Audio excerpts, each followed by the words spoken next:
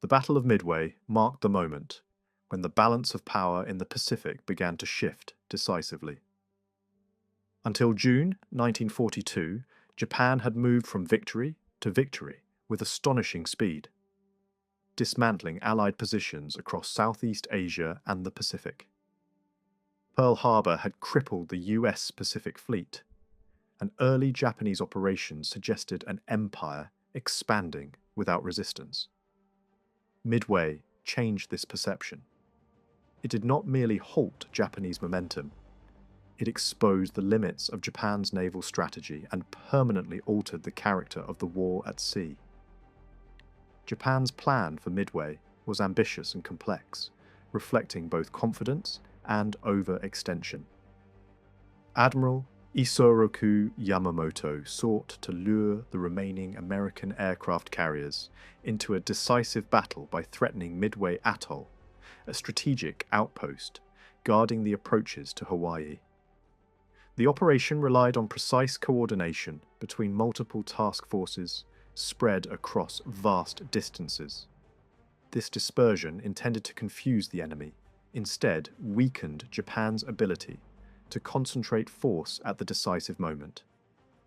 The plan assumed American ignorance and Japanese operational superiority, assumptions that would prove fatal. Unbeknownst to Japanese commanders, American naval intelligence had broken key elements of Japan's naval code. This breakthrough allowed US planners to anticipate the timing, direction, and objective of the attack. As a result, American carriers were already positioned northeast of Midway, waiting in ambush. This intelligence advantage transformed the battle before it began. Rather than reacting to Japanese moves, the United States dictated the engagement, turning what Japan believed would be a trap into one of the most effective counterstrikes in modern naval history. The air battle that followed revealed the brutal realities of carrier warfare. Japanese aircraft struck Midway repeatedly, but failed to neutralize its airfields, forcing Japanese carriers to rearm their planes under extreme pressure. At the same time, American torpedo squadrons launched desperate, poorly coordinated attacks that suffered catastrophic losses. Yet these sacrifices were not in vain. They drew Japanese fighter cover low and away from the fleet at precisely the wrong moment, creating a fleeting but decisive opening. That opening was exploited by American dive bombers, which arrived almost by chance at the perfect time.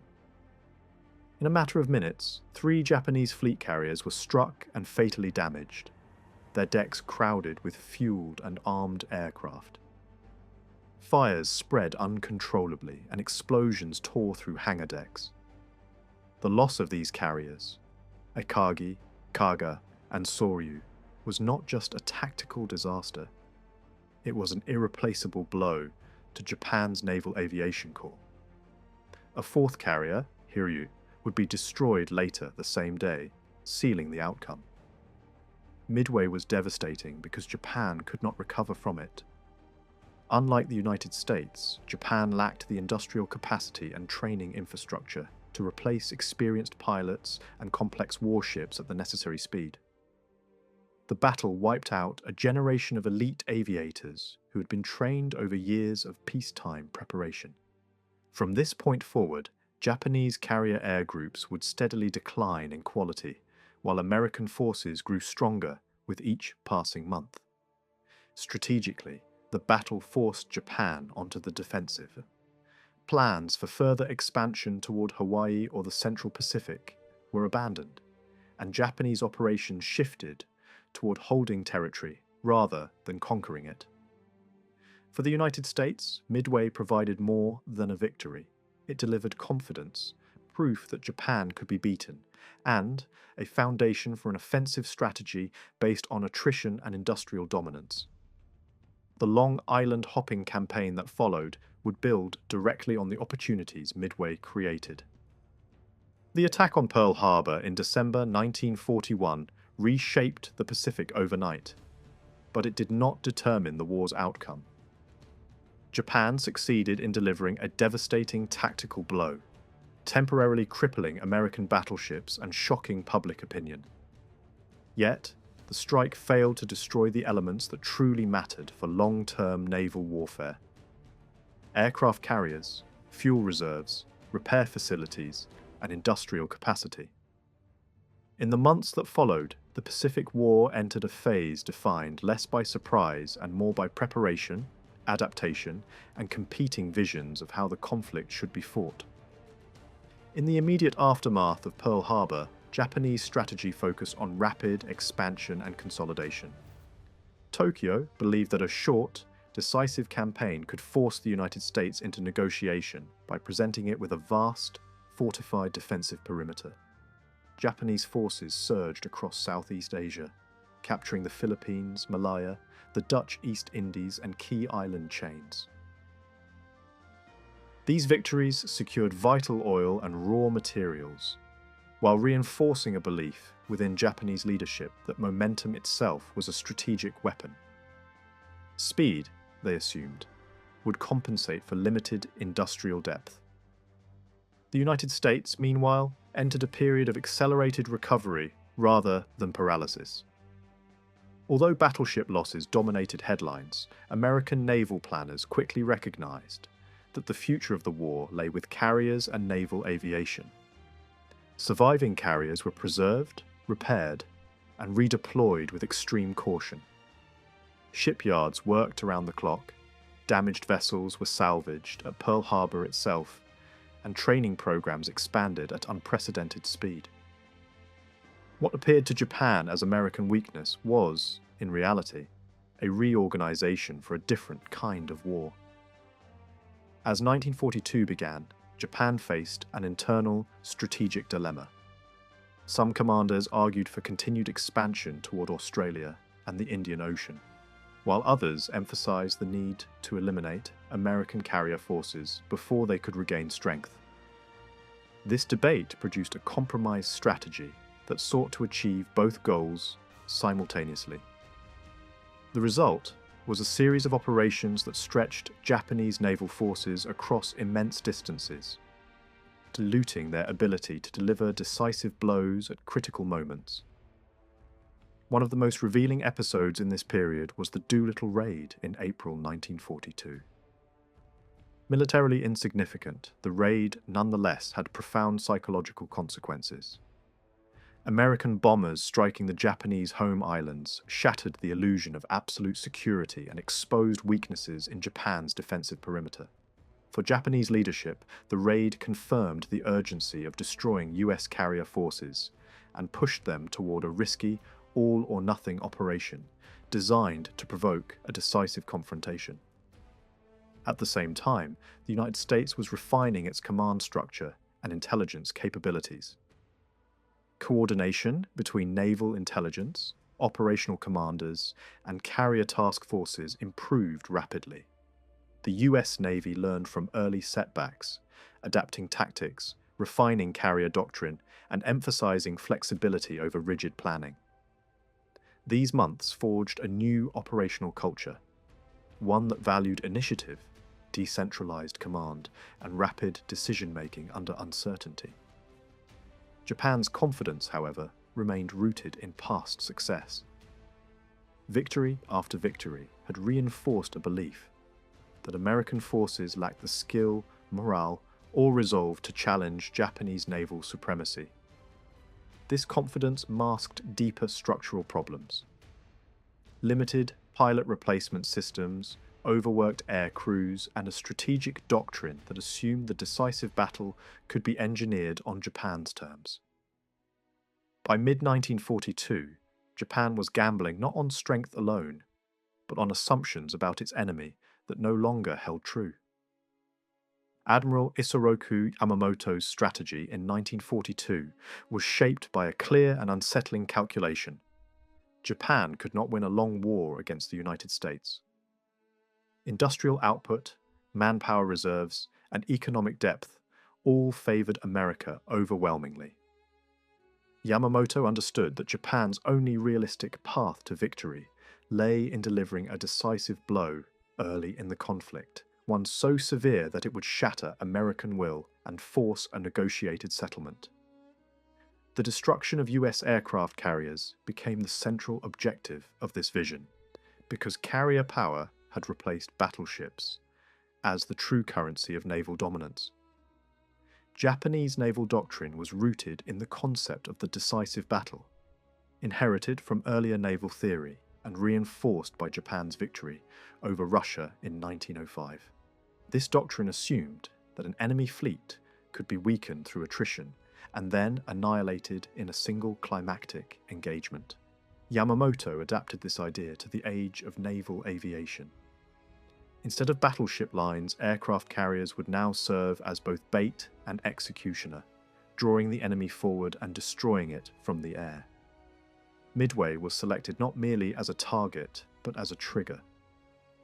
The logic behind the trap was elegant on paper. By threatening Midway Atoll, Japan aimed to force the US Navy to defend what was perceived as a critical forward base protecting Hawaii. Yamamoto assumed that American commanders, under political and public pressure, would commit their remaining carriers to stop the attack. Once these carriers revealed themselves, Japanese forces would strike them with overwhelming air power, removing the last obstacle to Japanese control of the Central Pacific. To execute this plan, Yamamoto deployed one of the most complex naval operations ever attempted. His forces were divided into multiple task groups, spread across thousands of kilometers of ocean. Carrier strike forces, invasion units, support fleets, and battleship formations were deliberately separated to mask intentions and confuse American intelligence. The battleship force, commanded personally by Yamamoto, was intended to finish off any surviving American ships after the carriers had done their work. This dispersion was meant to be a strength, but it carried hidden costs. The strategy relied on assumptions that proved dangerously optimistic. Japanese planners believed that American morale was fragile and that US commanders would behave predictably under pressure. They also assumed that Japanese operational security was intact and that surprise would once again be decisive, as it had been at Pearl Harbor. These beliefs ignored the possibility that the enemy might adapt, learn, and prepare in silence rather than react impulsively. Another structural weakness lay in Japan's carrier doctrine itself. Japanese carriers emphasized offensive striking power, packing large numbers of aircraft tightly onto their decks and hangars. This maximized initial attack strength but left ships highly vulnerable during rearming cycles when fuel lines, bombs, and torpedoes were exposed. The plan assumed that Japanese carriers would strike first, dictate tempo, and never be caught in a vulnerable state. Timing, therefore, became not just important, but existential. Yamamoto's strategy also reflected internal contradictions within Japanese command culture. While he personally understood American strength and feared a prolonged conflict, other senior officers believed Japan's warrior spirit and early victories guaranteed success.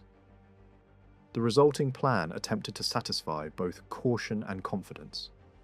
It sought a decisive battle, but through an operation so elaborate that it reduced flexibility and slowed response times. Once the plan was set in motion, deviation became difficult, even when circumstances changed. Midway Atoll owed its importance not to its size or resources, but to its position. Lying roughly halfway between North America and East Asia, it sat astride the most direct sea and air routes, linking the continental United States to the Western Pacific. In strategic terms, Midway functioned as a forward gatekeeper. Whoever controlled it could monitor, threaten, or protect movement across the Central Pacific, making the atoll far more valuable than its small landmass suggested. For the United States, Midway represented the outer shield of Hawaii. Pearl Harbor was the heart of American power in the Pacific, but Midway was the warning line, the place where an enemy would be detected and engaged before reaching the Hawaiian Islands themselves. Losing Midway would not have meant the immediate fall of Hawaii, but it would have stripped away strategic depth, exposing American naval bases and civilian infrastructure to increased pressure and attack. From a military perspective, Midway's airfields transformed it into an unsinkable aircraft carrier. Unlike ships, the atoll could not be torpedoed or sunk, and its runways allowed for continuous reconnaissance, patrol, and defensive operations. Aircraft, based on Midway, extended American eyes and reached hundreds of miles into the surrounding ocean, creating a surveillance umbrella that complicated any enemy approach toward Hawaii. Japan viewed Midway through a different but equally strategic lens. Japanese planners understood that the United States relied heavily on forward bases to project power across vast distances. By seizing Midway, Japan aimed to push the American defensive perimeter eastward, forcing US carriers to operate farther from support and reducing their operational effectiveness. Control of the atoll would have weakened American logistics, while strengthening Japan's own strategic position. Beyond its physical utility, Midway held psychological and symbolic value. It was American territory, unlike many of the islands contested earlier in the war. An attack on Midway would signal that Japan could strike deep into the American defensive zone, undermining confidence and reinforcing the image of Japanese dominance in the Pacific. For Japanese leadership, this psychological pressure was nearly as important as the military gain. Midway also mattered because it shaped decision-making. Its proximity to Hawaii meant that American commanders could not ignore threats against it. Even if the atoll itself was not vital in isolation, abandoning it would have suggested weakness and invited further Japanese advances. This made Midway an ideal focal point for forcing engagement, turning geography into leverage within a larger strategic contest. Logistically, the atoll served as a refueling, communication, and staging point for American operations. Submarine patrols, long-range reconnaissance flights, and supply movements all benefited from its location. In a war defined by distance, even small forward positions could multiply operational reach. Midway helped shorten American response times and reduce the burden on Hawaiian facilities alone. The battle for Midway was decided long before the first aircraft took off, in rooms far removed from the Pacific Ocean. There, American cryptanalysts were engaged in a silent struggle against Japanese naval communications, attempting to extract meaning from fragments of intercepted signals. This invisible contest, fought with logic rather than weapons, would shape the entire campaign. By the spring of 1942, intelligence had become the United States' most powerful strategic asset in the Pacific. Japanese naval operations relied heavily on encrypted radio traffic to coordinate fleets spread across vast distances. The primary system in use, known to the Allies as JN-25, was a complex code that combined a numerical codebook with additional encryption layers. Messages were encoded, altered, and transmitted at high volume, creating an immense analytical challenge. Breaking even portions of this system required patience, pattern recognition, and the ability to work with incomplete information. Progress was slow, uncertain, and never absolute. American cryptanalysis was concentrated in specialized units, most notably at Station Hypo in Hawaii. There, a small team of analysts worked under intense pressure, often with limited resources and little recognition. They were not seeking full translations, but fragments, recurring phrases, operational terms, logistical references that could be assembled into a broader picture. Over time, these fragments began to reveal patterns in Japanese planning, particularly references to an upcoming operation centered on a location identified only as AF. The critical breakthrough came through analytical inference rather than direct decryption. Intelligence officers suspected that AF referred to Midway, but suspicion alone was insufficient to guide fleet movements. To confirm the hypothesis, a controlled deception was devised. Midway was instructed to broadcast an unencrypted message reporting a water shortage. Shortly afterward, Japanese intercepts reported that AF was experiencing water problems. The confirmation was decisive. The target was known, and with it, the shape of the coming operation. Timing was the next challenge. Japanese messages provided approximate dates, force compositions, and operational sequencing, but rarely complete clarity. American intelligence had to reconstruct the enemy plan from partial data, estimating when and where Japanese carriers would appear. This information was inherently fragile, always subject to misinterpretation or sudden change. Commanders were forced to make strategic decisions knowing that intelligence, while powerful, was never perfect. The value of the intelligence lay not only in what was known, but in how it was used. Rather than reacting defensively, American commanders chose to exploit their foreknowledge aggressively. Carrier task forces were positioned in advance, out of sight, where they could strike unexpectedly. This required trust in analysts whose work could not be fully verified, and trust in conclusions drawn from incomplete evidence. The decision to act on intelligence reflected a growing confidence in signals analysis as a foundation for operational planning. Japanese leadership, meanwhile, remained unaware that their communications had been compromised. Confidence in their encryption systems reinforced assumptions of secrecy and surprise. This false security allowed American forces to anticipate movements without alerting the enemy. In effect, Japan was fighting an opponent who could see several moves ahead, while believing the board itself was hidden. The imbalance was decisive, even though it remained invisible to those most affected by it. The Battle of Midway represented a fundamental break with centuries of naval tradition. For the first time in a major sea battle, opposing fleets fought without ever seeing one another. There were no lines of battleships exchanging broadsides, no flags visible through smoke, and no commanding admirals watching the enemy across open water.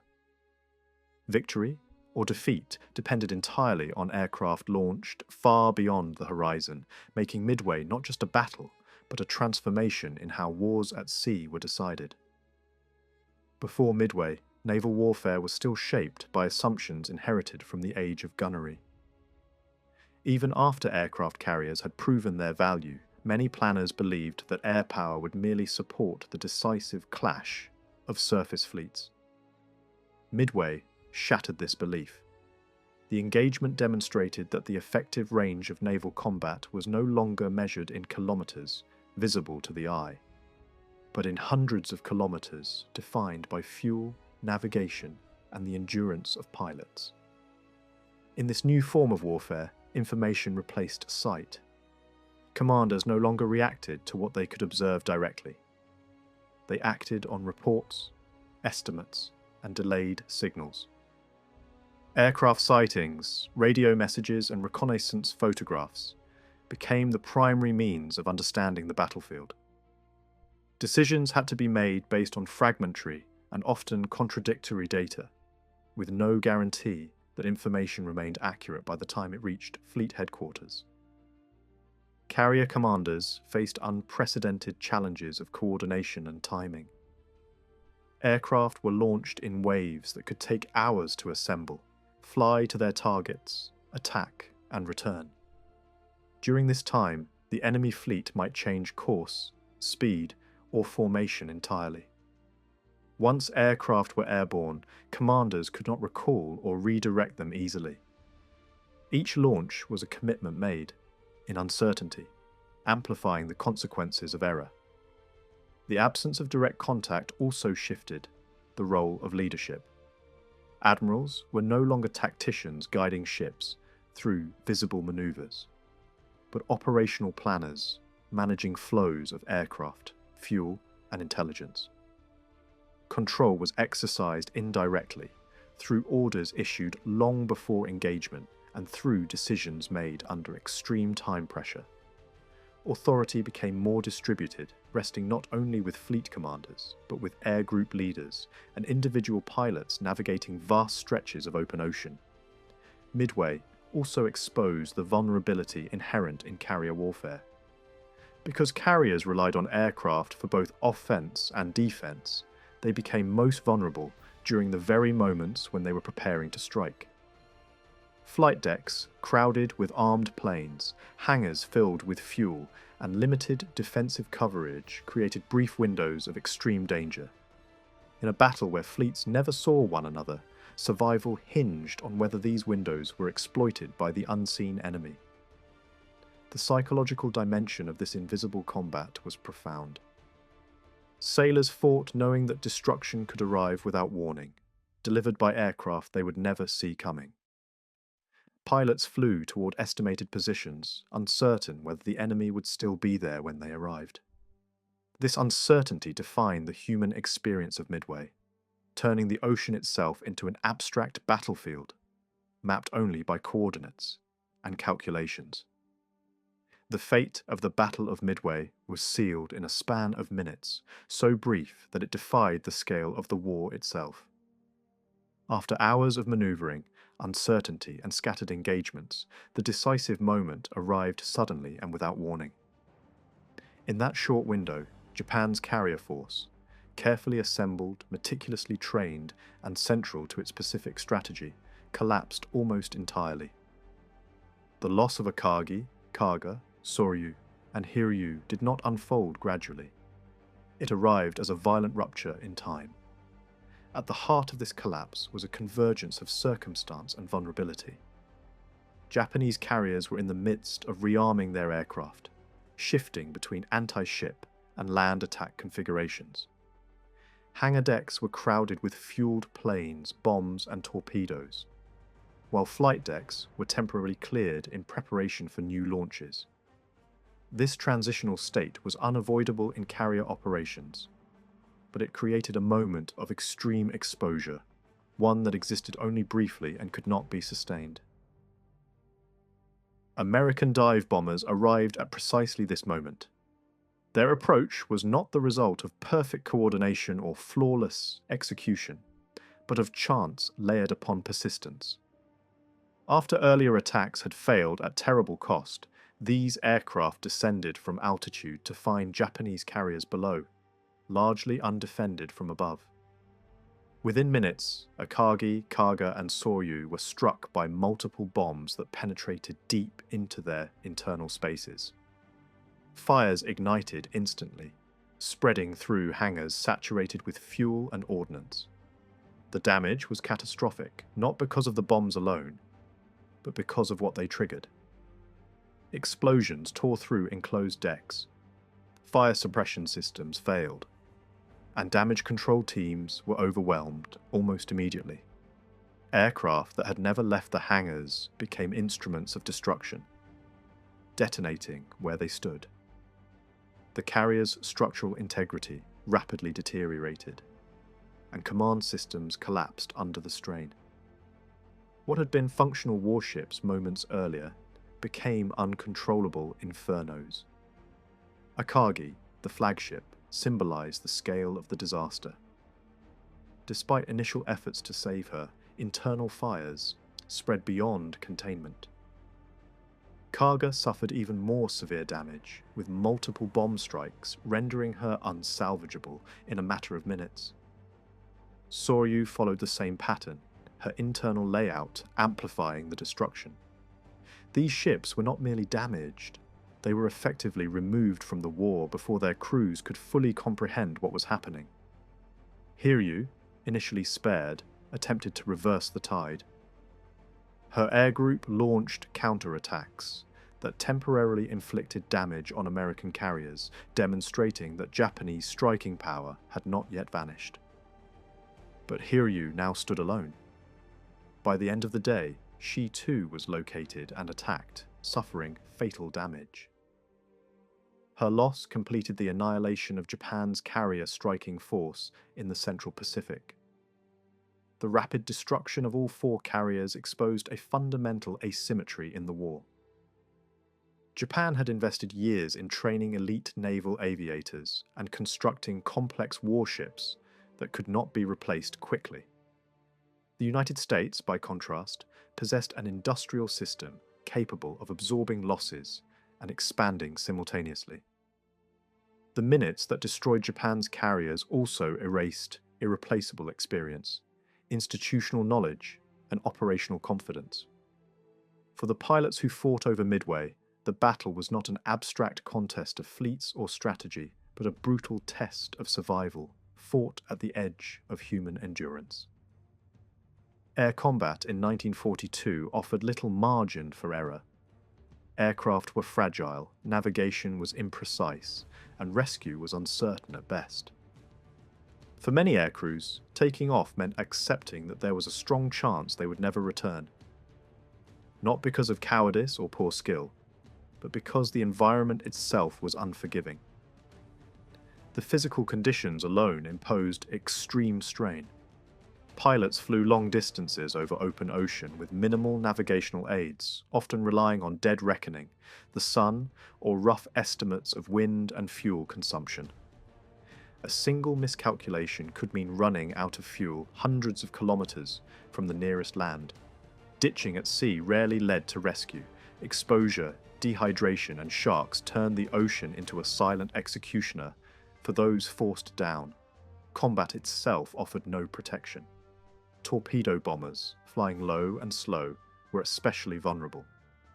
Crews approached enemy fleets through walls of anti-aircraft fire and swarms of defending fighters, often without adequate escort. Casualty rates were devastating. Entire squadrons could be erased in minutes, their losses known only when aircraft failed to return. Survival depended less on heroism than on chance, on whether a burst of fire struck a wing or missed by meters. Dive bomber crews faced a different but equally lethal risk. Attacking from altitude required precision timing and nerve, diving steeply toward ships bristling with guns. Pilots had to hold their course through intense fire before pulling out at the last possible moment. Structural failure, pilot blackout, or minor damage during the dive could turn the maneuver into a fatal plunge. Even successful attacks often ended, with aircraft too damaged to make the journey home. Japanese pilots bore an especially heavy burden. Many were veterans of earlier campaigns, highly skilled but exhausted from months of continuous operations. Japan's training system emphasized elite performance but produced pilots slowly, making each loss irreplaceable. At Midway, experienced aviators died not only in the air but aboard carriers engulfed in flames, trapped below decks as their ships burned. Years of accumulated expertise vanished in hours. American pilots, though backed by greater industrial capacity, were not spared the human cost. Many were relatively inexperienced. Rushed through training as the war expanded, they flew, knowing that even success offered no guarantee of survival. Landing on carriers after long missions pushed both aircraft and pilots beyond safe limits. Crashes on deck were common, and damaged planes could turn return flights into fatal struggles against gravity and fuel. The psychological toll was immense. Pilots witnessed friends die in front of them, watched aircraft vanish into the sea, and returned to carriers missing familiar faces. There was little time to grieve. Missions followed one another relentlessly, leaving no space for reflection. Fear became a constant companion, not paralyzing, but ever-present, managed only through discipline and routine. The defeat at Midway inflicted damage on the Imperial Japanese Navy that went far beyond the loss of ships. What was destroyed was not merely hardware, but a carefully constructed system of experience, training, and operational confidence that Japan could not recreate. The battle exposed a fundamental imbalance between Japanese ambition and Japanese capacity, forcing a transition from expansion to survival that would define the remainder of the Pacific War. At the center of this collapse was the loss of experienced naval aviators. Japan had entered the war with one of the most highly trained carrier pilot corps in the world. These men were the product of a long, selective, and demanding training pipeline that emphasized quality over quantity. Such a system produced exceptional pilots, but very few of them. When these veterans were killed at Midway, Japan lost not only individuals, but the instructors, leaders, and tactical memory upon which future generations depended. Unlike the United States, Japan lacked a scalable pilot replacement program. Training new aviators required years, not months, and wartime pressures forced standards to drop without providing adequate preparation. As a result, pilots who replaced Midway's losses were less experienced, less confident, and increasingly vulnerable. This decline was cumulative. Each subsequent engagement weakened Japanese air groups further, eroding combat effectiveness, even when aircraft numbers appeared sufficient on paper. The loss of fleet carriers compounded this human crisis. Akagi, Kaga, Soryu, and Hiryu were not interchangeable units. They were the core of Japan's offensive doctrine. Their crews had trained together extensively, developing coordination and routines that could not be replicated quickly. Even when new carriers entered service later in the war, they lacked cohesive air groups and veteran deck crews, reducing their operational value. Japan could build ships, but it could not rebuild carrier teams. Industrial limitations made recovery impossible. Japan's shipbuilding capacity was constrained by shortages of steel, fuel, and skilled labor, all worsened by Allied submarine warfare. Repair facilities were limited, and damaged ships often took months to return to service. The United States, by contrast, expanded production at a pace Japan could not match, launching new carriers faster than Japan could replace those lost. The strategic balance shifted not gradually, but structurally. Midway also forced a doctrinal retreat. Before the battle, Japanese naval planning assumed initiative, choosing when and where to strike, forcing the enemy to react. After Midway, this assumption collapsed. Japanese operations became increasingly reactive, focused on defending island chains and responding to American advances rather than shaping events. The loss of experienced commanders and aviators made bold, complex operations far riskier, reinforcing a defensive mindset. The psychological impact within the Japanese Navy was profound. Confidence, once built on a string of early victories, gave way to caution and doubt. Commanders became aware that defeat was not only possible, but potentially irreversible. This awareness influenced decision-making, often leading to hesitation or overly rigid adherence to plans. The sense of inevitability that had fueled Japan's early momentum was replaced by a struggle to delay the inevitable. By late 1942, the consequences of Midway were fully visible. Japanese carrier air power no longer dominated the skies, and naval operations increasingly depended on land-based aircraft and improvised solutions. Each new battle drained resources faster than they could be replaced. Midway had not ended the war, but it had ended Japan's ability to fight it on equal terms. The legacy of Midway lies not simply in victory, but in permanence. After June 1942, the strategic balance in the Pacific did not swing back and forth. It settled. From that point onward, the United States held the initiative, shaping the tempo, geography, and direction of the war. Midway marked the moment when Japanese expansion stopped being a threat to the strategic order of the Pacific and became a problem Japan could no longer solve. One of Midway's most enduring consequences was the establishment of American operational superiority at sea. Control of the Central Pacific allowed the United States to choose where to advance and where to bypass enemy strongholds. This freedom of action became the foundation of the island hopping strategy, which targeted key positions while isolating others into irrelevance. Midway made this approach possible by removing Japan's ability to contest wide ocean spaces with carrier power.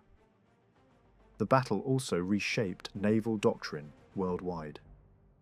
Midway confirmed that air power, not surface firepower, determined naval supremacy. Aircraft carriers were no longer supporting assets. They were the decisive arm.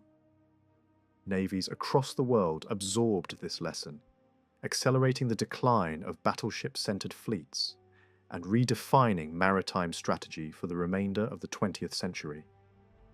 Modern naval warfare, with its emphasis on reach, surveillance, and strike capability, traces a direct lineage to the lessons learned at Midway. Midway's legacy was also institutional. For the United States, the battle validated an integrated system combining intelligence, industrial capacity, training, and command flexibility.